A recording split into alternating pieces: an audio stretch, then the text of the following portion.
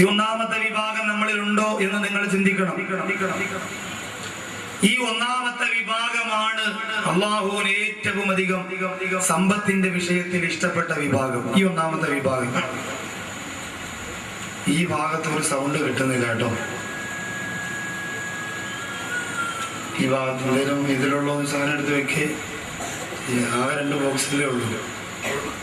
2 ബോക്സിന് തീരെ പോരാ. ഇത് നീക്കാൻ ഇങ്ങനെ ഈ സൈഡ് കിട്ടൂല. ഇത് നീക്കണ്ട. ഇത് നീക്കാൻ ഈ സൈഡ് കിട്ടൂല. അത് ശരാൻ ഒരുപോലെ കൊടുത്ത വിഭാഗമാണ് ഒന്നാമത്തെ വിഭാഗം. സ്വത്ത് മാത്രമല്ല, ഒരുപാട് വസ്തുവുണ്ട്, ഒരുപാട് സ്വത്തുക്കളുണ്ട്, ഒരുപാട് ഏക്കർ കണക്കിന് പുരയിടങ്ങളുണ്ട്, ശരിക്ക് എപ്പോഴും പോക്കറ്റിൽ നിറച്ച് കാശുണ്ട്. അതോടുകൂടി തന്നെ അള്ളാഹു അതെങ്ങനെ വിനിയോഗിക്കണമെന്ന അറിവും അള്ളാഹു കൊടുത്തിട്ടുണ്ട്. വാസ് വേണം കേട്ടോ, കുറച്ച് വെച്ചാൽ തീരെ കുറച്ച് നമ്മൾ മാത്രം അതും അള്ളാഹു കൊടുത്തിട്ടുണ്ട്. രണ്ടാമത്തെ വിഭാഗം. അപ്പൊ ഈ ഒന്നാമത് പറഞ്ഞ വിഭാഗമാണ് അള്ളാഹുവിന് ഏറ്റവും അധികം ഇഷ്ടപ്പെട്ട വിഭാഗം. രണ്ടാമത്തെ വിഭാഗം സമ്പത്ത് അള്ളാഹു പടച്ചതമ്പുരാൻ കൊടുത്തിട്ടില്ല, അറിവ് മാത്രമേ കൊടുത്തിട്ടുള്ളൂ. ഒരുപാട് സ്വത്തൊന്നും അള്ളാഹു കൊടുത്തിട്ടില്ല, അറിവ് മാത്രമേ കൊടുത്തിട്ടുള്ളൂ. എങ്ങനെ വിനിയോഗിക്കണമെന്നറിയാം. നേരത്തെ വെച്ചിരുന്ന പോലെ വെച്ചിരുന്നാൽ മതി, ഒന്നും ചെയ്യണ്ടേ. വീണ്ടും മുഴക്കം.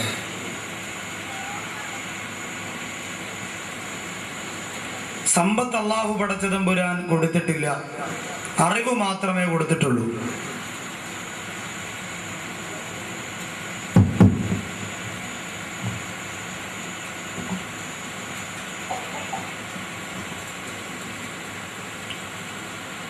അതാണ് രണ്ടാമത്തെ വിഭാഗം.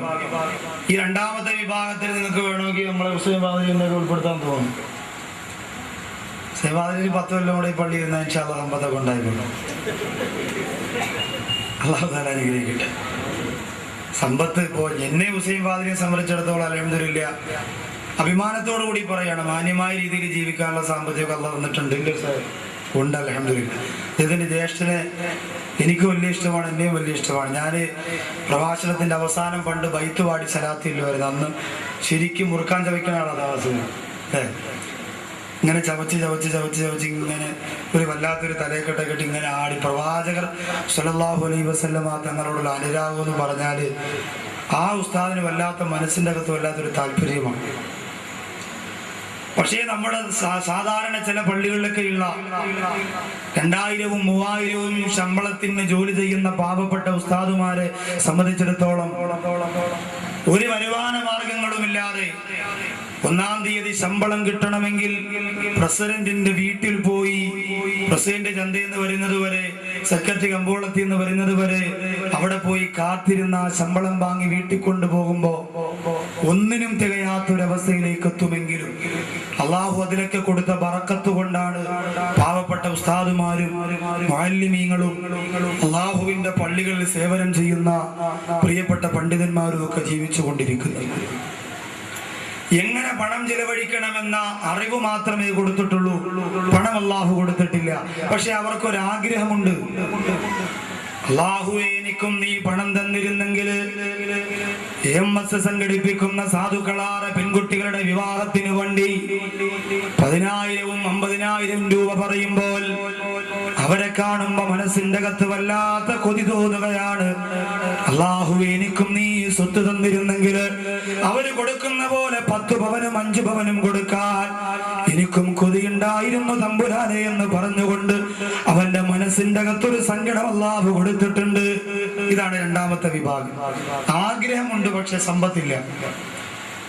മനസ്സറിഞ്ഞ ആഗ്രഹമാണ്. സമ്പത്തില്ലാത്ത എല്ലാവരും ഇങ്ങനെ ആഗ്രഹിക്കും, എനിക്ക് കാശുണ്ടായിരുന്നെങ്കിൽ ഞാൻ നമ്മുടെ പള്ളിക്ക് ഒരു ഔള് കെട്ടിക്കൊടുത്തന്നെ. കിട്ടുമ്പോ അറിയാം തിരിഞ്ഞിക്കത്തില്ല. അവർ കിട്ടുമ്പോ പിന്നെ വാപ്പയാന്നറിയില്ല, ഉമ്മയാന്നറിയില്ല.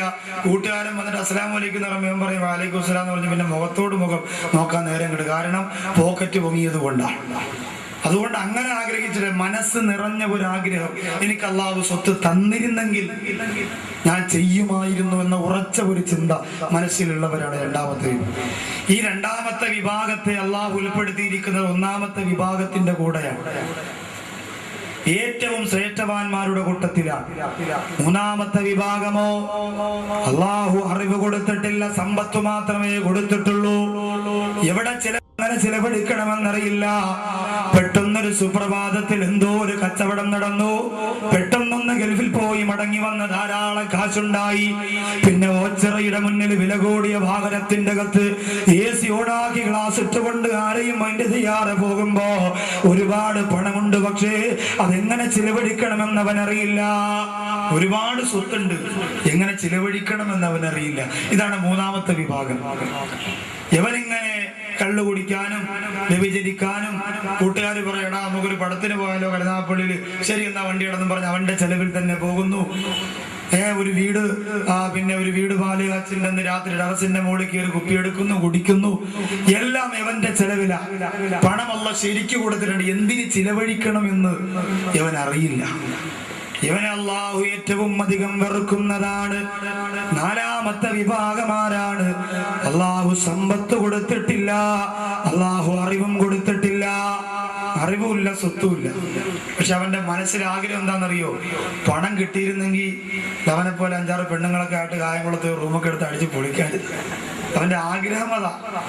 അവന് വെള്ളം കുടിക്കാൻ നിവർത്തിയില്ല, എന്നാലും കാശുണ്ടായിരുന്നെങ്കിൽ ഇവിടെ കൊന്നെടുത്ത് മറിക്കായിരുന്നു, ഒരു അടിപൊളിയായിട്ട് 2-3 പെണ്ണൊക്കെ കെട്ടി ഒരു വലിയ വണ്ടിയൊക്കെ എടുത്ത് സെറ്റപ്പായിട്ട് നടക്കാമായിരുന്നു എന്നൊരു ചിന്തയാണ് അവനുള്ളത്. മൂന്നാമത്തെ വിഭാഗത്തെ അള്ളാഹു വെറുക്കുന്നത് പോലെ നാലാമത്തെ വിഭാഗത്തെയും അള്ളാഹു ഇതുപോലെ വെറുക്കുന്നതാണ്. ഇതിലൊന്നെങ്കിൽ നമ്മൾ ഒന്നാമത്തെ വിഭാഗത്തിൽ പെടണം. സമ്പത്ത് അള്ളാഹു തരണം, അറിവും അള്ളാഹു തരണം.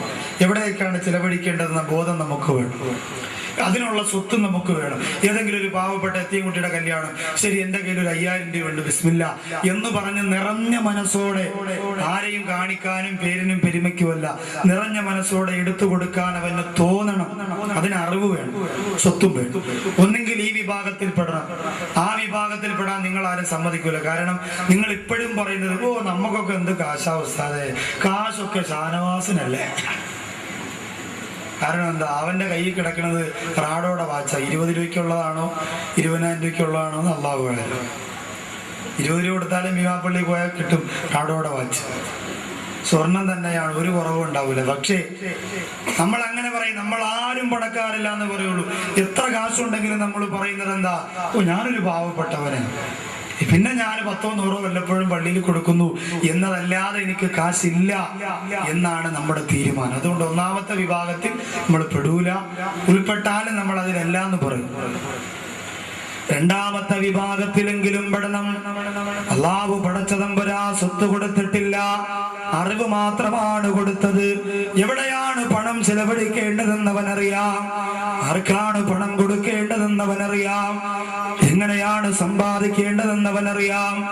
അതെങ്കിലും എന്റെ പ്രിയപ്പെട്ടവരെ പഠിച്ചുകൊണ്ട് വേണം നമുക്ക് പിരിയാൻ. നിങ്ങൾക്കറിയുമല്ലോ അള്ളാഹുവിന്റെ പരലോകം, ഭൗതികമായ ലോകത്ത് മനുഷ്യന് വേണ്ടി അള്ളാഹു പടച്ച തമ്പുരാൻ എല്ലാവിധ ചോദ്യങ്ങളും നടത്തപ്പെടുന്ന ആഖിറലോകമുണ്ടല്ലോ.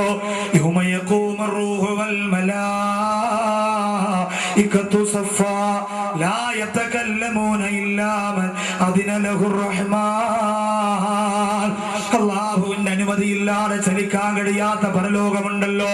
ഒരു കാൽപ്പാറം പോലും മുമ്പോട്ട് ചലിപ്പിക്കാൻ കഴിയാതെ പടച്ചറബിന്റെ കോടതി കിടന്ന് വല്ലാതെ മനുഷ്യൻ ബുദ്ധിമുട്ടുന്ന കാലഘട്ടത്തിൽ അല്ലാഹുവിന്റെ റസൂൽ പറയുകയാ, ലാ തസൂലു ഖദമാ ഇബ്നു അബ്ദി, ഒരു അടിമയുടെ കാൽപ്പാറം അല്ലാഹു ചലിപ്പിക്കുകയില്ല.